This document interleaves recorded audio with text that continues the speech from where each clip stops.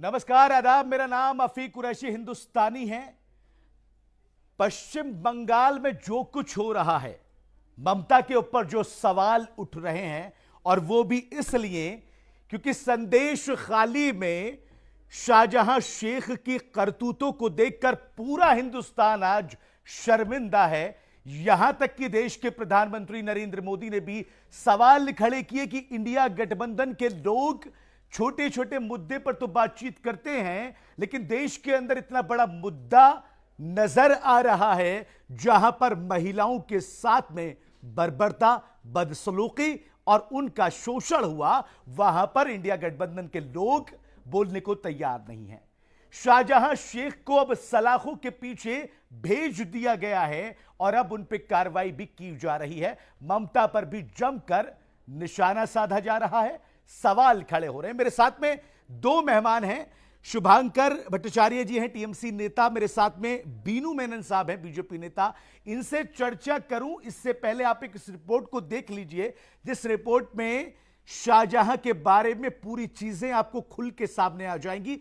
पता लग जाएगा कि आखिर मुद्दा वो क्या गर्म है, जिस मुद्दे को लेकर देश के प्रधानमंत्री भी बेबाक अंदाज में बोलते हैं। इस रिपोर्ट को आप जरा देख लीजिए और उसके बाद में फिर आपसे मैं चर्चा करूंगा। दोनों जो नेता हैं मेरे साथ में मौजूद हैं, शुभांकर भट्टाचार्य जी भी हैं और बीनू मेनन साहब भी हैं। ये दोनों लोग मेहमान मेरे साथ में मौजूद हैं। बड़ा सवाल ये उठता है कि संदेश खाली का जो आरोपी है शाहजहां शेख, उस पर जब कानून का शिकंजा कसा गया, सलाखों के पीछे उसको भेजा गया, लेकिन भेजने में इतनी देरी क्यों? जो महिलाएं अपने इंसाफ की लड़ाई को लेकर लगातार बैठी हुई थी और देश के नेताओं के साथ साथ पश्चिम बंगाल की सीएम ममता बनर्जी से सवाल कर रही थी और अपनी इज्जत को तार तार करने वाले उस दरिंदे के खिलाफ में आवाजें उठाई जा रही थी, आखिर उसको सलाखों के पीछे भेजने में इतनी देरी क्यों हुई है? बड़ा सवाल यही निकलता है।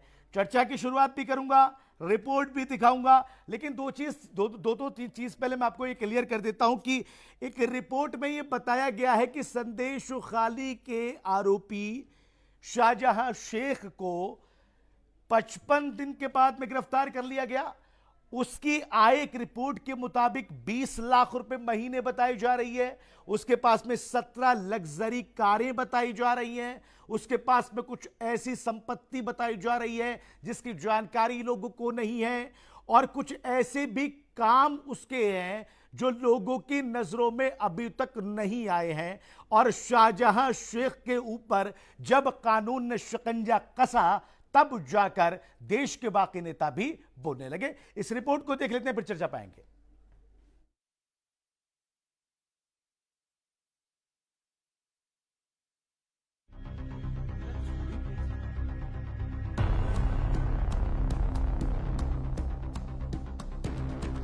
जिसके इशारे पर हुआ ईडी टीम पर हमला, जिस पर है जमीन कब्जे और यौन शोषण के आरोप,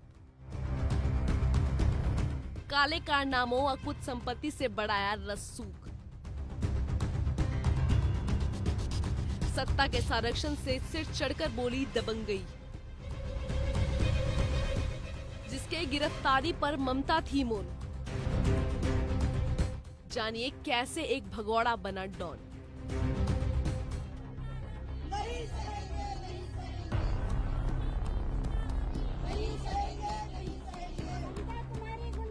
पश्चिम बंगाल के संदेश खाली में महिलाओं का यौन उत्पीड़न और जमीन हड़पने के अलावा ईडी की टीम पर हमला करवाने वाले आरोपी तृणमूल कांग्रेस नेता शाहजहां शेख को गिरफ्तार कर लिया है। संदेश खाली की महिलाओं ने उस पर यौन उत्पीड़न का भी आरोप लगाया है। शाहजहां पर जमीनों के कब्जे और गुंडई करने के भी कई आरोप लगे हैं। सालों पहले शाहजहां बांग्लादेश से संदेश खाली आया था और यहाँ ईंट भट्टा पर मजदूरी करके जीवन यापन करने लगा था। कुछ ही समय में यहाँ का डॉन बन गया और अकुत संपत्ति जुटा ली। ईडी टीम ने भी शाहजहां शेख हमला करवाने का भी आरोप है। ईडी टीम ने दावा किया है कि पश्चिम बंगाल के राशन वितरण घोटाले में करीब 10,000 करोड़ रुपए का भ्रष्टाचार हुआ था। इस मामले में बंगाल के पूर्व मंत्री ज्योति प्रिया मल्लिक को गिरफ्तार किया गया। बाद में टीएमसी नेता शाहजहां शेख और बनगांव नगर पालिका के पूर्व चेयरमैन शंकर आघा की भी मिलीभगत सामने आई। इस सिलसिले में 5 जनवरी को ईडी की टीम जब शाहजहां शेख के आवास पर छापा मारने पहुंची तो वहां उसके गुर्गों ने ईडी के अधिकारियों पर हमला कर दिया। 200 से ज्यादा लोगों ने अधिकारियों और अर्धसैनिक बलों के वाहनों को घेरकर गाड़ियों में भी तोड़फोड़ की। ईडी का कहना था कि उसके 3 अधिकारी घायल हुए थे। उनके मोबाइल फोन, लैपटॉप और वॉलेट उस समय लूट लिए गए। मुख्य आरोपी शाहजहां शेख फरार लगातार चल रहा था। इस घटना में आरोपियों के खिलाफ 3 अलग-अलग एफआईआर दर्ज की गई थी। कोर्ट के दखल के बाद बंगाल पुलिस ने घटना से संबंधित 3 एफआईआर दर्ज की थी। इनमें से एक शिकायत स्थानीय लोगों के आधार पर दर्ज की गई थी। बाद में कलकत्ता हाईकोर्ट ने दखल दिया और जांच एजेंसी के अधिकारियों के खिलाफ पुलिस की जांच पर 31 मार्च तक रोक लगा दी थी। 4 भाई बहनों में सबसे बड़ा शाहजहां शेख सालों पहले बांग्लादेश से भागकर पश्चिम बंगाल आया था। आज भी शाहजहां शेख का घर बांग्लादेश में है। शुरुआत में उसने यहाँ खेतों और ईट भट्टा पर मजदूरी की। इसके अलावा शाहजहां ने नाव और सवारी गाड़ी भी चलाई। साल 2002 में शाहजहां ने ईट भट्टा के मजदूरों की यूनियन बनाई। यूनियन के नेता होने से इलाके में दबदबा बढ़ गया और माकपा के करीब आ गया। साल 2004 में माकपा में शामिल होकर राजनीति में एंट्री ली। सत्ता का संरक्षण मिलते ही शाहजहां ने स्थानीय लोगों के खेतों और जमीनों पर कब्जा करना शुरू कर दिया और उनमें पानी भरकर मछली और झींगा पालने का धंधा शुरू कर दिया। स्थानीय लोग ये भी बताते हैं कि कुछ दिनों में शाहजहां की दबंगई सिर चढ़कर बोलने लगी। जो किसान उसे लीज पर खेत देने से मना करते थे, उनके साथ दुर्व्यवहार और मारपीट तक की जाती थी। वक्त के साथ उसने पहले किसानों को लीज की रकम देना बंद किया, फिर खेतों पर ही कब्जा जमाना शुरू कर दिया। साल 2011 में बंगाल में टीएमसी की सरकार बनी तो शाहजहां ने भी राजनीति पाला बदल लिया और 2012 में टीएमसी से जुड़ गया। सत्ता दल से जुड़कर उसके कारनामे, गुंडई और अत्याचार और बढ़ गए। टीएमसी के दिग्गज नेताओं से शाहजहां की नजदीकियां बढ़ी और उत्तर 24 परगना के बड़े नेता ज्योतिप्रिया मलिक के करीबियों में गिना जाने लगा। वर्तमान में वह संदेश खाली टीएमसी इकाई का अध्यक्ष है। टीएमसी में उसका राजनीतिक कद तब और बढ़ गया जब उसने पिछले साल जिला परिषद की सीट हासिल की। शाहजहां शेख का रसूख के साथ साथ संपत्ति भी बढ़ती गई। जानकारी के मुताबिक उसके पास 17 कारें, 43 बीघा जमीन, करीब 2 करोड़ के जेवर और करीब 2 करोड़ का बैंक बैलेंस है। हालांकि स्थानीय लोगों के मुताबिक बताते हैं कि ये रकम भी बहुत कम बताई जा रही है। शाहजहां के पास इससे बहुत ज्यादा पैसा और संपत्ति है। ईडी टीम पर हमला करवाने के आरोपों के बाद भी शाहजहां शेख 55 दिनों से फरार था। पश्चिम बंगाल सरकार पर शाहजहां के खिलाफ कार्रवाई न करने के आरोप भी लग रहे थे। 3 दिन पहले ही कलकत्ता हाईकोर्ट ने शाहजहां की गिरफ्तारी न होने पर बंगाल पुलिस की खिंचाई की थी। कोर्ट ने कहा था कि शाहजहां को जल्द गिरफ्तार किया जाना चाहिए। एचसी ने निर्देश दिया था कि शाहजहां को सीबीआई प्रवर्तन निदेशालय यानी ईडी भी गिरफ्तार कर सकती है। वहीं पश्चिम बंगाल बीजेपी अध्यक्ष शुभेंद्र अधिकारी ने आरोप लगाते हुए कहा कि ममता बनर्जी सरकार शाहजहां पर कार्रवाई से बच रही थी। सरकार इंकार की मुद्रा में थी। वो ये भी स्वीकार नहीं कर रही थी कि ऐसा कुछ हुआ है। बीजेपी के लगातार आंदोलन के कारण कार्रवाई करने के लिए मजबूर हुई है। राष्ट्रीय अनुसूचित जनजाति आयोग को शाहजहां और उनके सहयोगियों के खिलाफ आदिवासी परिवारों की महिलाओं के साथ यौन शोषण और जमीन हड़पने की 50 शिकायतें मिली हैं। राज्य सरकार के अधिकारियों ने कहा, हमें करीब 1250 शिकायतें मिली हैं, जिनमें 400 भूमि मुद्दों से संबंधित है। हाईकोर्ट 4 मार्च को शाहजहां के खिलाफ मामले की सुनवाई करने वाला है।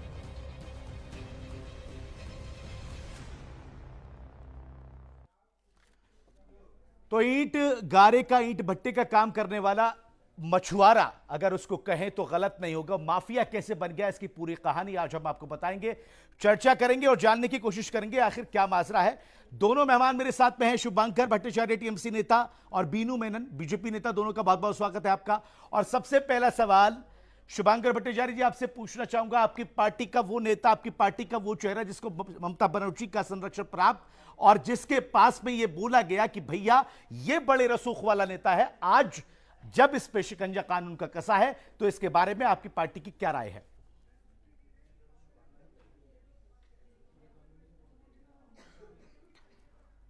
शुभांकर जी आपके पास में जल्दी आऊंगा, शायद शुभांकर जी का से जो संपर्क है वो हो नहीं पा रहा है। बीनू मेनन जी है मेरे साथ में। बीनू जी, अब आखिरकार इतने दिनों के बाद में मछुआरे से माफिया बना वो नेता टीएमसी का जिसको लोग अलग अलग नामों से पुकार रहे, अब उस पर शिकंजा कस गया। क्या इसमें ममता बनर्जी का भी हाथ है? क्योंकि अब सवाल उनके ऊपर भी उठ रहे हैं। बीनू मेनन जी,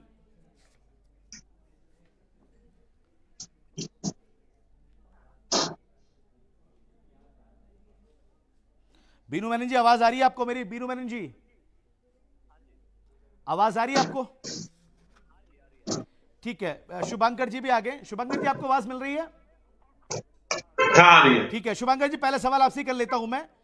इतना बड़ा माफिया जो मछुआरे से माफिया बन गया, अब कानून का शिकंजा उस पर कसा गया है, अब सलाखों के पीछे पहुंचा गया है, वो भी कोर्ट अदालत के दखल के बाद में। उससे पहले तो आपकी पार्टी इसको बचाने की पूरी कोशिश कर रही थी।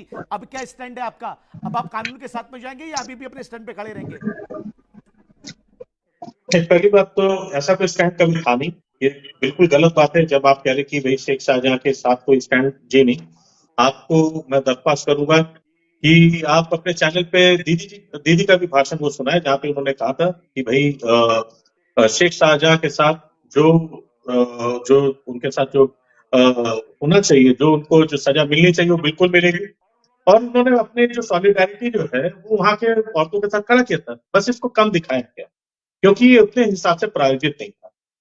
तो जी नहीं, ये बिल्कुल गलत बात है कि शेख शाहजहां के साथ किसी भी प्रकार का कोई सहानुभूति कोई रखता है। ऐसी कोई सहानुभूति उनके साथ नहीं है। गलतियां वहां से आपकी हुई, पार्टी का बिल्कुल इतना बड़ा हम लोग बयान, वहां। अगर इस तरह के मामले पे अगर लिप्त पाया जाता है, महिलाओं के साथ में यौन शोषण का मामला आता है, बलात्कार का मामला आता है, जमीन पर जो है कब्जों का मामला आता है, और फिर भी आप कह रहे हैं कि हम जो है उसके, क्योंकि आपके आज के बयान के पीछे अगर बयानों को देखें तो आपके बयानों में और आज के बयान में बहुत बड़ा फर्क नजर आता है। आपकी पार्टी के नेताओं के बयानों में आप पहले खुल के सपोर्ट कर रहे थे।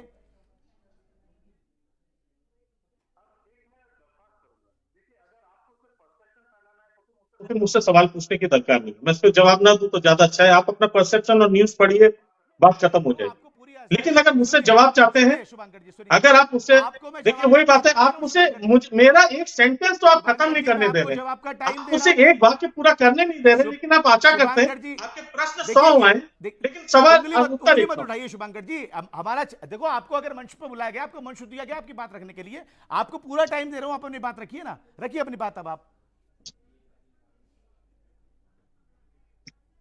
अगर आप इस बात को अगर बीच में ना काटे, मेरी बात पूरी कर लेने ठीक दें, है, ठीक तो है, फिर बोलिए तो मैं अपनी बोलिए बात शुरू करूं, नहीं तो बोलिए प्लीज आप बोलिए करते बोलिए चले जाए। शुभंकर जी बोलिए। मैं आपके मन से, आपने मेरे मंच पे बुलाया, बहुत बहुत धन्यवाद।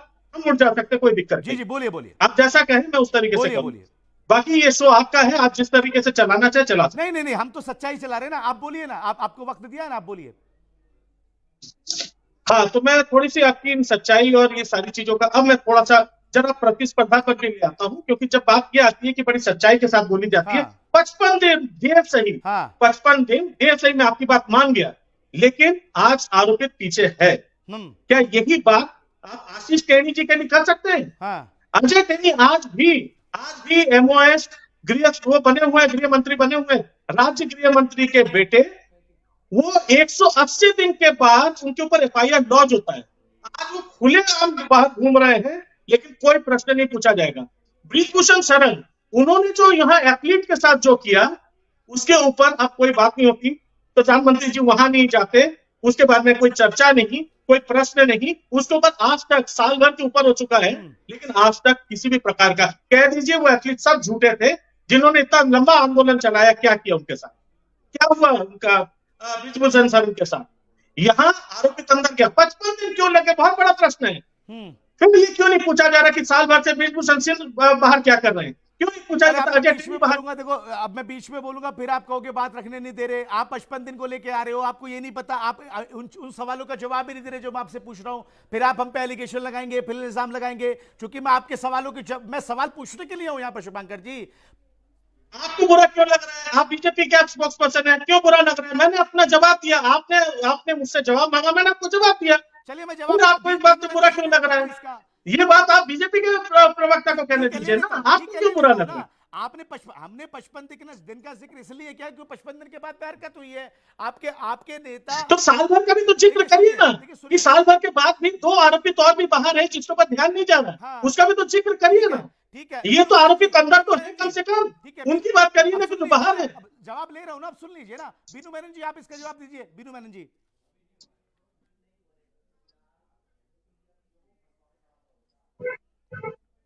हाँ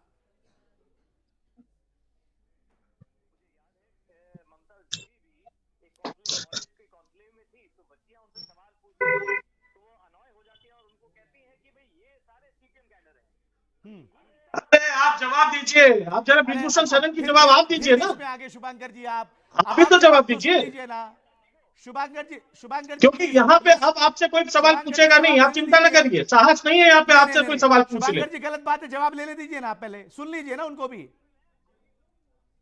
नहीं नहीं नहीं नहीं नहीं नहीं बीनू मैनन जी मेरी बात जवाब दीजिए, आप जवाब दीजिए, बीनू मैनन जी आप जवाब दीजिए, सुन रहे हैं वो।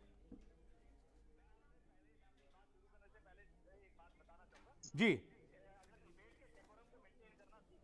हाँ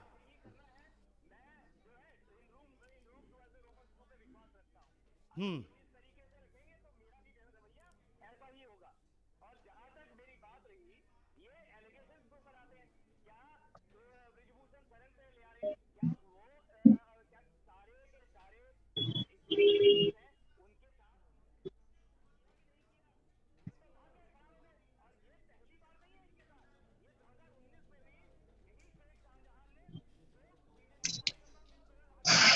हम्म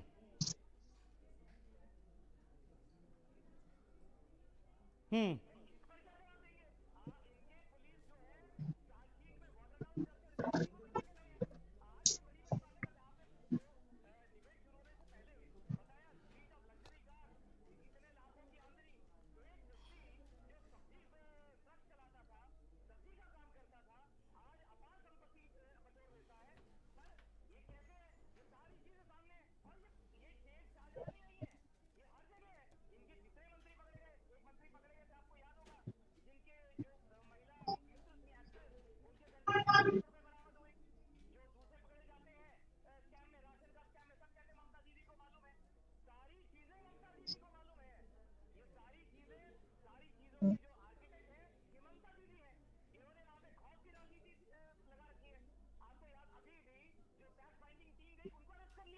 हम्म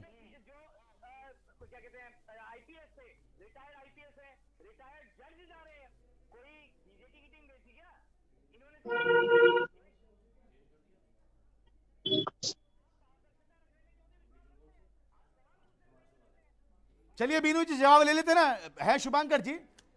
जी जी नहीं कोई बात नहीं, हमारे ऊपर तो खैर ये एलिगेशन लगते ही रहते हैं, हम इस बात से बुरा भी नहीं मानते, हमारे ऊपर ये एलिगेशन लगते ही रहते हैं, क्योंकि हम तो पत्रकारिता उस हिसाब की करते हैं जहां पर सच खड़ा होता है।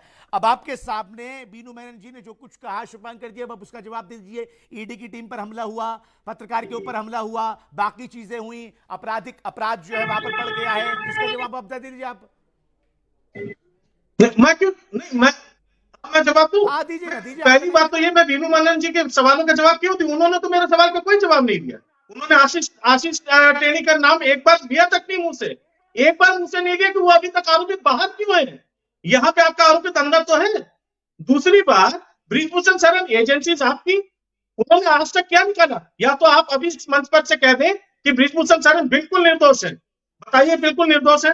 जो एथलीट्स वहां पे खड़े थे, वहां पे तो ये जो महिलाएं जिन्होंने अपने पदक वापस कर दिए, वो सब आपके वो लिए आतंकवादी थे, तो उनके लिए भी तो कुछ कहिए।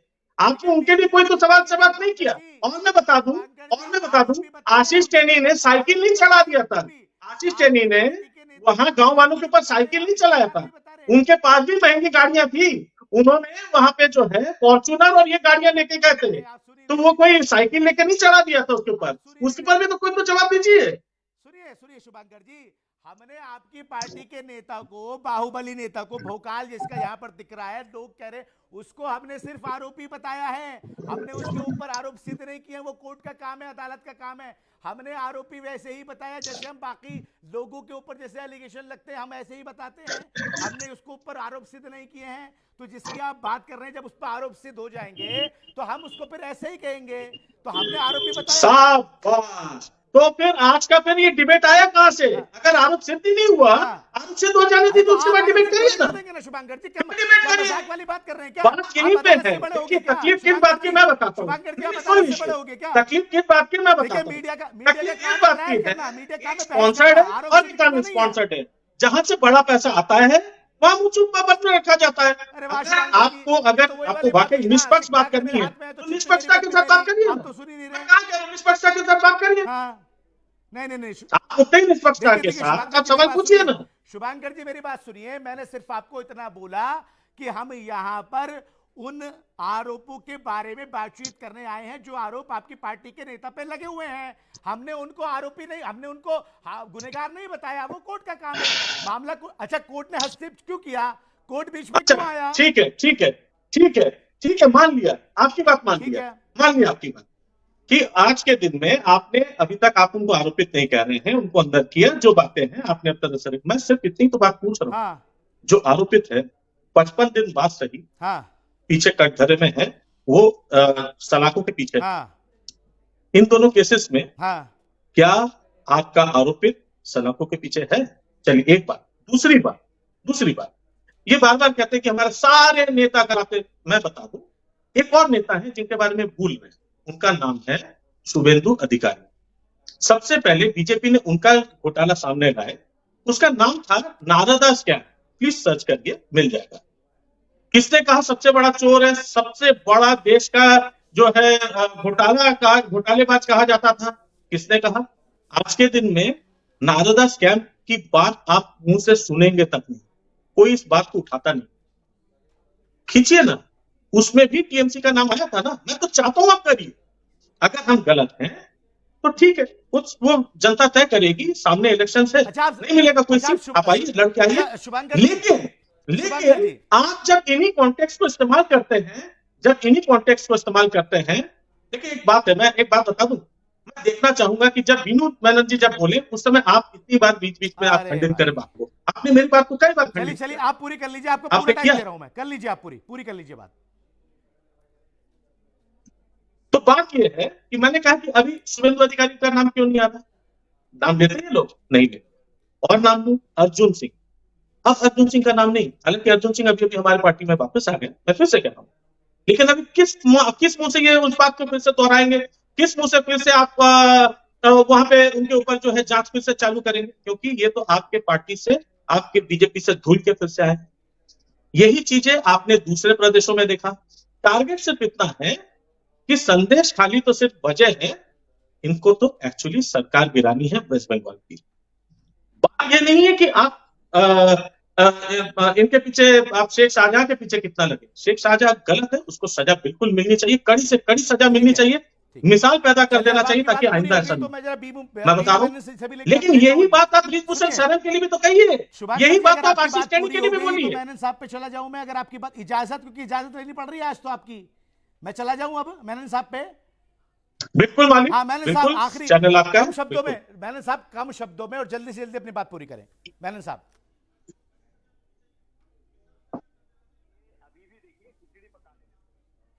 हम्म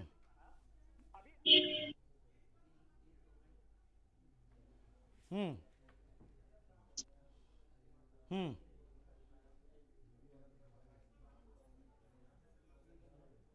हम्म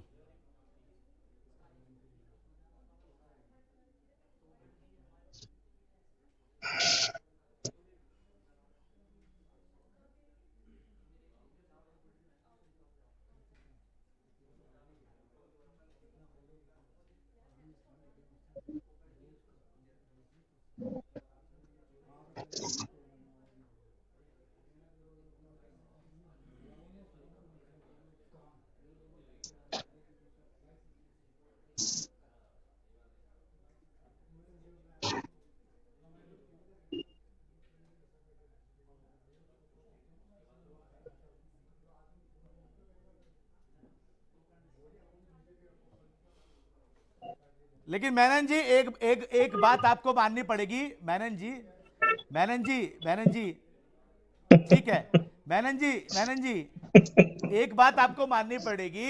शुभांकर भट्टाचार्य ने जो कहा कि अगर वो दोषी हैं, अदालत अगर उनको दोषी तय करती है तो उनको जो है सजा मिलनी चाहिए, ये बात सबसे बड़ी बात होती है। हालांकि बहस क्या हुई है और वो कहां किस पे हमला कर रहे हैं, ये अलग बात है। हाँ हाँ बिल्कुल बिल्कुल।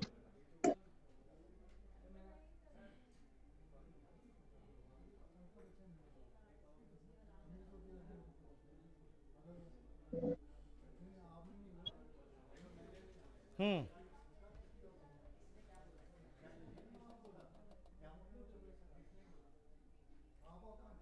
चलिए बीनू साहब आखिरी कमेंट दीजिए। बीनू साहब आखिरी कमेंट, आपका आखिरी कमेंट। बीनू साहब आखिरी कमेंट।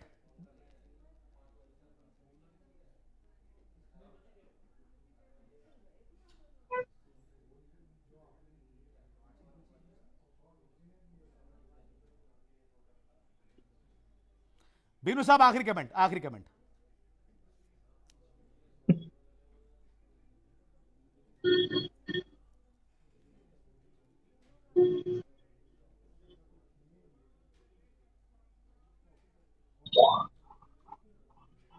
चलिए मुद्दा कहीं और जा रहा है, चलिए मुद्दा कहीं और जा रहा है। शुभांकर जी आखिरी 30 सेकंड, आखिरी 30 सेकंड। झूठ पकड़ा शुभांकर गया। जी आखिरी 30 झूठ सेकंड। पकड़ा नहीं गया। सुनिए मेनन साहब, अगर दुर्गा विसर्जन नहीं हो, दुर्गा जी कहाँ गई? प्रतिमा कहाँ गई?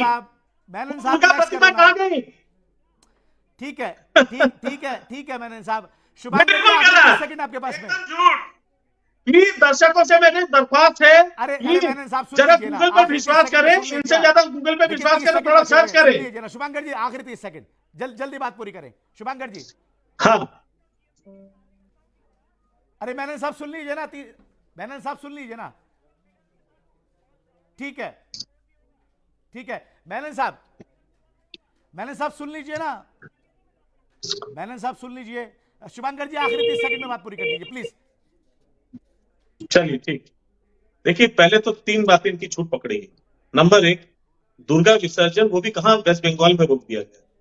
नहीं पॉसिबल है, क्योंकि सिर्फ वहां पे एक शहर में 300 से ज्यादा अधिक पूजा होती है, वो कोई नहीं कर सकता। ममता दीदी तो क्या, किसी में हिम्मत नहीं है। इस पे जवाब अब दीजिए देखिए, ना, ये शेख 30 शाहजहां सेकंड है पे जवाब हमारे, दीजिए ना, हम लोग को आखिरी 30 30 सेकंड में जवाब मैंने दे नहीं दो। बोला। शुभांकर जी शेख शाहजहां पे बोल दो ना, थोड़ा सा शेख शाहजहां पे बोल दो आखिरी कमेंट में।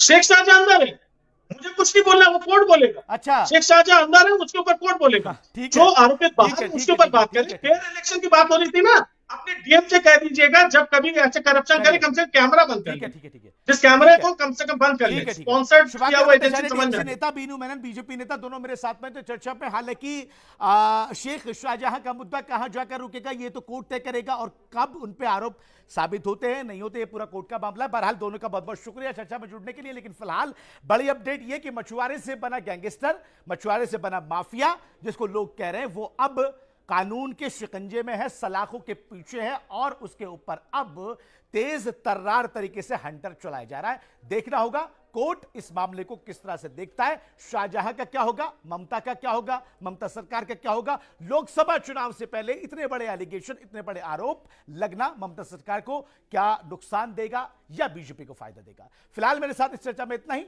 देश और दुनिया की तमाम बड़ी खबरों के लिए चैनल के साथ जुड़े रहिए। दीजिए इजाजत, नमस्कार, आदाब।